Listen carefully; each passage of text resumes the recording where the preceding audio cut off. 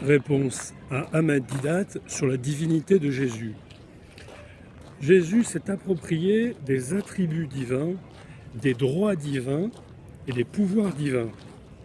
Alors, il y a trois ou quatre éléments que je vais développer. Jésus s'est affirmé au-dessus de toute créature. Deuxièmement, Jésus a accompli des miracles comme Moïse et comme Élie, mais lui l'a fait en son propre nom. Pas au nom de Dieu, il a convoqué, il a changé la nature d'un simple mot sans prier Dieu, puisqu'il est lui-même Dieu. Il a accompli ses miracles directement, simplement, en son propre nom. Troisièmement, Jésus s'est constitué le centre de tous les cœurs et l'objet de la vie religieuse. Ça, je développerai ça. Quatrièmement, il s'est attribué des pouvoirs strictement divins, comme celui de législateur, de changer la loi, d'émettre des nouvelles lois, et le pouvoir de remettre des péchés. Ensuite, Jésus s'est dit fils de Dieu au sens naturel et propre du terme. Donc je vous donnerai des références sur le titre de fils de Dieu dans l'évangile de Matthieu, Marc et Luc, et ensuite aussi dans l'évangile de Saint Jean. Et enfin, cette affirmation par Jésus de sa divinité a été confirmée par les apôtres. Donc je reprends, il s'est approprié des attributs, des pouvoirs et des droits divins. Premièrement, il s'est d'abord affirmé au-dessus de toute créature. C'est Matthieu 12, 41, Luc 11, 32. Il y a ici plus que Jonas. Ensuite, Matthieu 12, 42 et Luc 11, 31. Il y a ici plus que Salomon. Il s'est aussi affirmé supérieur à David en Matthieu 22, 45. Si donc David l'appelle Seigneur, comment est-il son fils ? Ensuite, en Matthieu 17, 3, 5, il est montré comme supérieur à Moïse et Élie. C'est la transfiguration. Voici que leur apparurent Moïse et Élie parlant avec lui. Et voici qu'une nuée lumineuse les prit sous son ombre. Et voici qu'une voix disait de la nuée, « Celui-ci est mon fils bien-aimé, qui a toute ma faveur, écoutez-le. » D'ailleurs, c'est une des premières attestations de la Trinité dans l'Évangile. Et Jésus s'est aussi affirmé supérieur aux anges. Alors d'abord, après la tentation, on voit que les anges le servent. La tentation dans le désert, Matthieu 4, verset 11, Marc 1, chapitre 13. Le Fils de l'homme doit venir. Mais après, Jésus affirme que les anges sont ses anges. Matthieu 16, 27, le Fils de l'homme doit venir dans sa gloire, dans la gloire de son Père, avec ses anges. Et on a aussi en Matthieu 24, 30, 31, et l'on verra le Fils de l'homme venant sur les nuées du ciel avec puissance et grande gloire, et il enverra ses anges, avec une trompette sonore pour rassembler ses élus. Alors deuxième élément, il a accompli les miracles en son propre nom, avec une autorité souveraine. Pas de longue prière, un simple geste, une parole, et le miracle est obtenu. Vous pouvez voir le miracle du paralytique en Matthieu 9, 6, le lépreux en Matthieu 8, 3, la mort de la fille de Jaïr, sa résurrection en Marc 5, 41, la tempête apaisée en Marc 4, 39.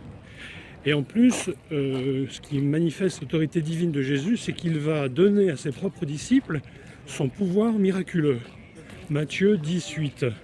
Et ceux-ci vont l'exercer en son nom, au nom de Jésus, les pouvoirs reçus. Marc 6, 13, Luc 10, 17, et plus tard dans les Actes 3, 6. Troisième élément, Jésus demande à ses disciples de mettre son culte au centre de toute leur vie, d'être mis à la première place. Jésus réclame pour lui un amour supérieur à celui donné aux parents et aux enfants. Matthieu 10, 37, Luc 14, 26. Il faut donner sa vie pour lui. Matthieu 10, 39. Et le suivre en sacrifiant tout et en portant sa croix. Matthieu 10, 38. Si quelqu'un est injurié et maudit à cause de lui, il sera bienheureux. Et le sommet, il faut croire en lui, sous peine de damnation, sous peine d'être condamné à l'enfer éternel. Matthieu 10, 33. Jésus accepte qu'on l'adore en Matthieu 28, 9 et 17. tandis que Pierre, Paul, Barnabé et les anges refusent d'être adorés. On voit ça dans les Actes des Apôtres, chapitre 10, versets 25-26, Actes des Apôtres, chapitre 14, verset 14, Apocalypse, chapitre 19, verset 10 et chapitre 22, verset 8. Quatrièmement, Jésus s'attribue des pouvoirs strictement divins. Jésus parle comme un législateur suprême, égal à l'auteur de la loi mosaïque, Matthieu 5, 21 jusqu'à 48. Dans ce célèbre sermon sur la montagne, Jésus lui-même, en son nom, puisqu'il dit « Et moi je vous dis », complète et perfectionne ce qui avait été donné par Yahvé lui-même dans l'Ancien Testament. Clairement, en Matthieu 5, 32, il révoque l'autorisation divine qui avait été donnée concernant la répudiation, voir le livre du Deutéronome 24, 11. De même, il va changer profondément la loi du talion donnée par Dieu, Matthieu 5, 38, 42, à comparer avec Lévitique 24, 19, 20. Jésus dira aussi dans une autre occasion, le Fils de l'homme est le Seigneur du sabbat, ce qui est totalement impossible si Jésus n'est pas Dieu. Matthieu 12, 8, Marc 2, 28, Luc 6, 5. Il y a aussi un autre élément, une autre citation, quand il se dit plus grand que le temple, Matthieu 12, 6. Pour la conscience juive, le temple est le lieu saint de la présence divine. Jésus affirme ainsi en lui une présence divine supérieure. Autre chose, Jésus s'attribue le pouvoir de remettre les péchés. C'est un privilège qui n'appartient qu'à Dieu selon les Juifs. Voir l'Ecclésiastique ou le livre du Siracide, chapitre 2, verset 11, je cite « Car le Seigneur est compatissant et miséricordieux, il remet les péchés et sauve au jour de détresse. » Il s'attribue également le pouvoir divin de guérir les âmes, Matthieu 11, 28. Et de plus, il déclare avoir le droit de communiquer le pouvoir de pardonner en Matthieu chapitre 18, verset 18. Jésus affirme en outre posséder le pouvoir de juger les vivants et les morts, pouvoir qui n'appartient qu'à Dieu, Matthieu 25, 3, 31 à verset 46. C'est Jésus qui va envoyer le Saint-Esprit, Luc 24, 49. Et il se donne également un autre pouvoir divin, c'est celui d'envoyer les prophètes, voir Matthieu 23, 34, 35. C'est pourquoi voici que je vous envoie, prophètes, docteurs et scribes, vous en tuerez et crucifierez, vous en flagellerez dans vos synagogues, vous en persécuterez de ville en ville, afin que retombe sur vous tout le sang innocent répandu sur la terre, depuis le sang du juste Abel jusqu'au sang de Zacharie, fils de Baraki, que vous avez tué entre le sanctuaire et l'autel. C'est une citation de Matthieu, chapitre 23, 35, versets 34-35. Jésus se dit aussi fils de Dieu au sens naturel et propre. Alors au sens moral, et fils au sens moral et fils au sens propre. Le fils au sens naturel, propre, est celui qui par génération tire son origine d'un être vivant, d'une nature identique à lui. On peut aussi parler de filiation d'ordre ontologique, dans l'ordre de l'être. Alors Ahmed Didat et les musulmans jouent sur le fait que l'expression « fils de Dieu » a largement été employée dans l'Ancien Testament, notamment pour les anges, pour le peuple d'Israël, même pour la dignité de fils de Dieu appartient aux membres qui composent le peuple. Donc le roi, le Messie, est aussi appelé fils de Dieu. Alors il faut voir ça d'abord dans les évangiles Matthieu, Marc et Jean. Diverses personnes vont attribuer à Jésus ce titre de fils de Dieu. D'abord les démons. En Marc 3, 11, et les esprits impurs en le voyant se prosternaient devant lui et s'écriaient « Vous êtes le fils de Dieu ». Marc 5, 7, ayant poussé des cris, il dit d'une voix forte « Qu'avons-nous à faire ensemble, Jésus, fils du Dieu très haut ?» Je vous adjure, par Dieu, ne me tourmentez pas. Matthieu 8, 29, Luc 8, 28. Jésus a témoigné d'une union avec Dieu, son Père, d'un caractère si unique et transcendant qu'elle équivalait à l'élever au plan même de la divinité.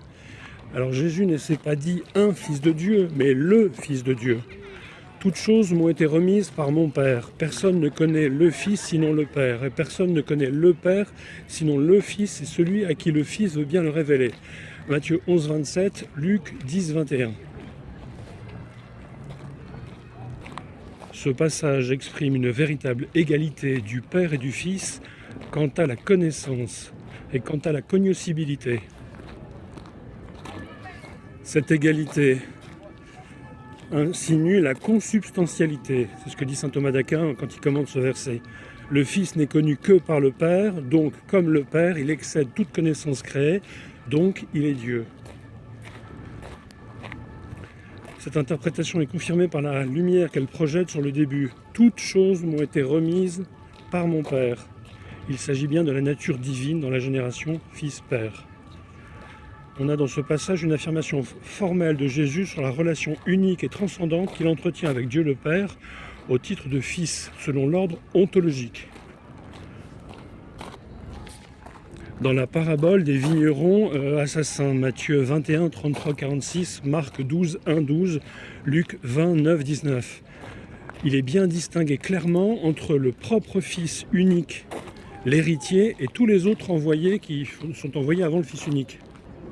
Cette parabole des vignerons homicides, cette distinction établie par Jésus, montre très fortement que sa filiation est bien une filiation naturelle, d'ailleurs unique, à la différence de la filiation dont on parle pour les divers serviteurs de Dieu, qui ne peuvent être qu'une filiation morale. Au sujet de Marc 13, 32 et Matthieu 24, 36, quant à ce jour et à l'heure, nul ne le connaît, pas même les anges dans le ciel, pas même le Fils, mais le Père. Quant à la date de ce jour et à l'heure, personne ne les connaît, ni les anges des cieux, ni le Fils, personne que le Père. L'Église catholique a enseigné que ça signifiait que Jésus ne le connaissait qu'en vertu de sa divinité. Vous trouvez ça dans le livre qu'on peut trouver aux éditions du Cerf, qu'on appelle vulgairement le Denzinger. Le titre exact est Symboles et définition de la foi catholique. Il faut regarder l'index à la fin, 200 pages d'index. Plusieurs autres passages dans les synoptiques, les évangiles Matthieu, Saint Marc, Saint Luc, montrent que Jésus avait conscience d'être Dieu. Voir la question qu'il pose aux Juifs au sujet du Messie comme fils de David. Matthieu 24, 41, 46, Luc chapitre 20, 41, 44, Marc chapitre 12, 35, 37 et le psaume 109, verset 1. De même, la réponse que Jésus a fait à Caïphe au moment le plus solennel de sa rencontre officielle avec ses accusateurs montre la nette distinction entre la seule messianité, le fait qu'il fût le Messie, et sa filiation divine revendiquée par Jésus. Saint Luc distingue les deux demandes. Es-tu le Christ, Luc 22, 66, et es-tu le Fils du Dieu vivant? Et c'est pour ça que Jésus a été condamné à mort et que Caïphe a considéré que le procès était terminé puisqu'il avait la preuve que Jésus se disait Dieu, puisque Jésus s'est dit « Vous verrez le Fils de l'homme ». C'est un renvoi à Daniel, siéger à la droite du Père. Cela signifie dans le langage juif théologique être à égalité avec le Père. Ça ne signifie pas que Dieu s'amuse à prendre sur un banc un homme à côté de lui. Être assis à droite de Dieu, ça signifie être de même nature que Dieu. C'est bien ce que Caïphe a compris, a dit à tout le Sanhédrin, et c'est pour ça qu'ils ont décidé que le procès était terminé et qu'on pouvait l'assassiner par crucifixion. Jésus dit, Matthieu 26, 64 et Marc 14, 62, Luc 22, 69, « Vous verrez le Fils de l'homme siéger à la droite de la puissance et venir sur les nuées du ciel. » Et Daniel 7, 13, bon, il y a aussi, on trouve dans Isaïe, chapitre 9, verset 5, où le Messie est désigné comme Dieu, merveilleux conseiller, Dieu fort, Père à jamais. Et dans le psaume 110, souvent cité dans le Nouveau Testament, ainsi qu'en Michée, chapitre 5, verset 1. On pourrait encore citer la formule du baptême indiquée par Jésus en Matthieu 28, verset 19-18, qui montre l'égalité affirmée du Père, l'égalité affirmée du Fils avec le Père et le Saint-Esprit. Maintenant, passons au verset de l'Évangile de selon Saint Jean, où Jésus affirme être Dieu. Donc Jésus, les passages principaux, Jésus s'appelle Fils de Dieu, en Jean 5, 17, 25, 8, 35, 11, 4, 20, 17. Jésus affirme sa préexistence. 3, 13, 6, 12, 8, 58, 17, 5. Jésus vient du Père. Chapitre 6, versets 33, 38, 46 et 50, 62. Chapitre 7, versets 16, 28 et suivants. Chapitre 8, verset 18, 23, 42. Chapitre 11, verset 42. Chapitre 16, verset 27. 17, verset 8. Jésus a vu le Père. Chapitre 3, verset 11. Chapitre 6, verset 46. Chapitre 8, verset 38. Jésus affirme son égalité avec Dieu.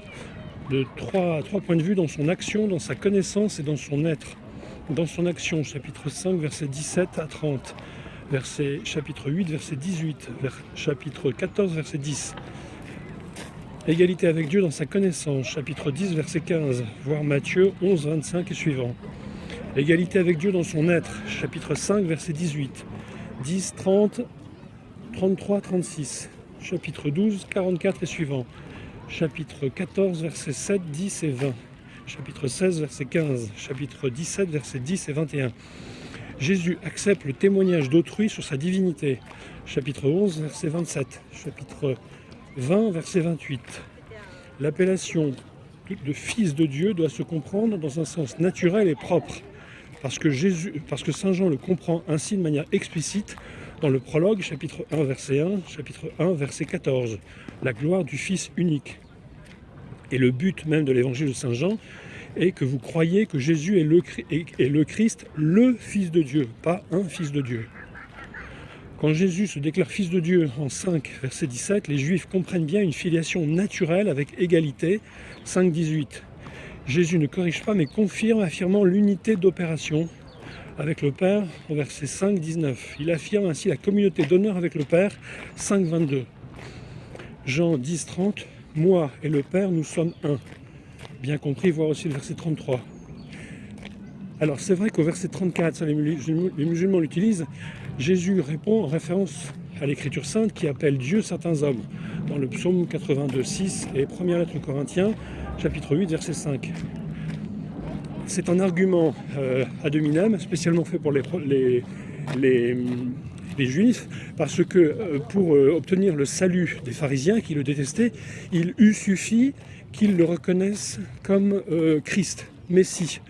Jésus n'a pas demandé de leur part qu'ils le reconnaissent, qu'ils comprennent, qu'ils professent dès le départ sa divinité. On a aussi une explication du fait que Jésus vient pour d'abord, Dieu soumet l'homme à une épreuve, comme Dieu a soumis Adam et Ève à une épreuve, comme Dieu a soumis Abraham à une épreuve, comme Zacharie, à qui on a annoncé qu'il allait avoir un enfant, Saint Jean-Baptiste, alors qu'il avait passé 80 ans. La Vierge Marie aussi, on lui a annoncé l'annonciation, elle a accepté. Donc Dieu soumet à des épreuves.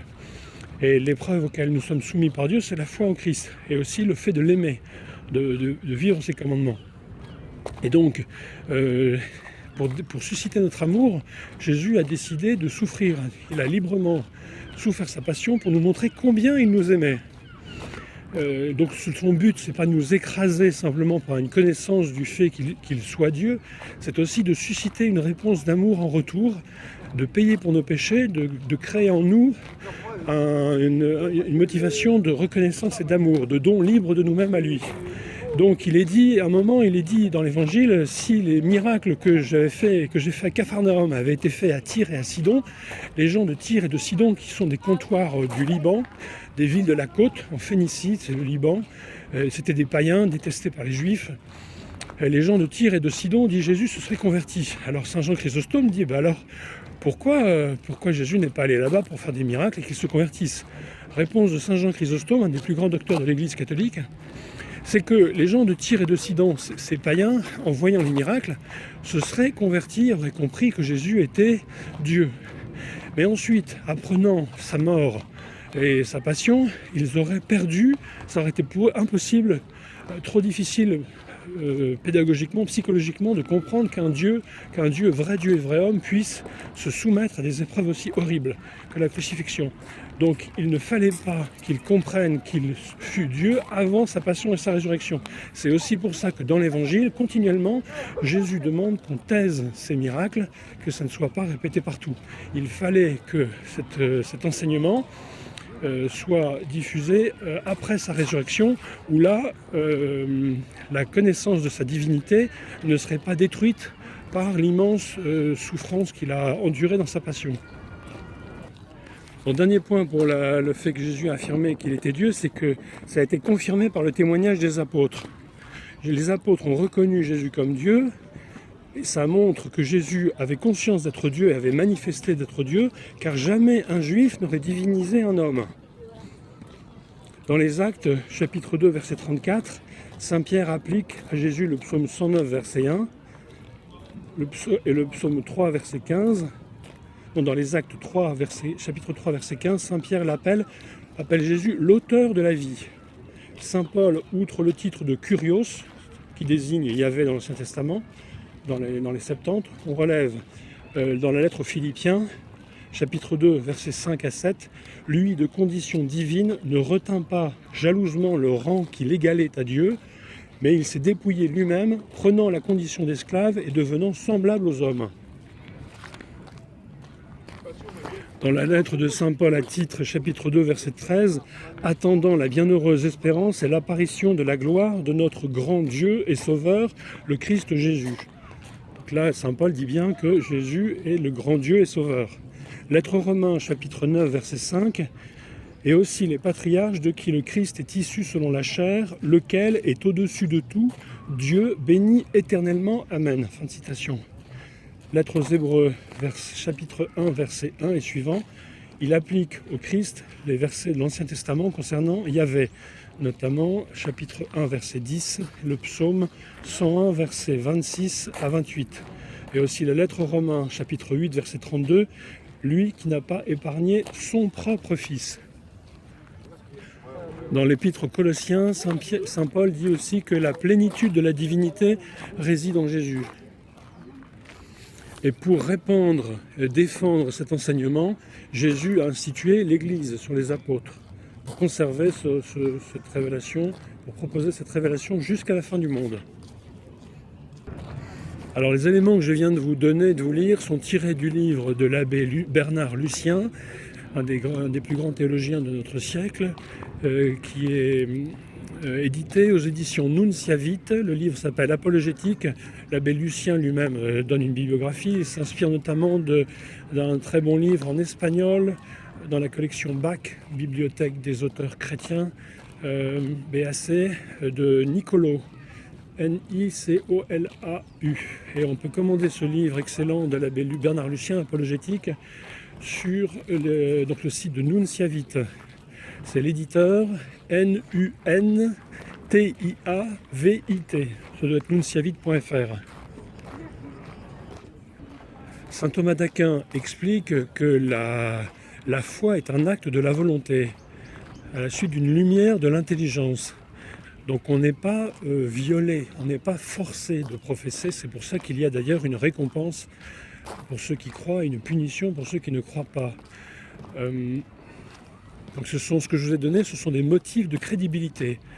L'apologétique n'apporte pas une démonstration mathématique.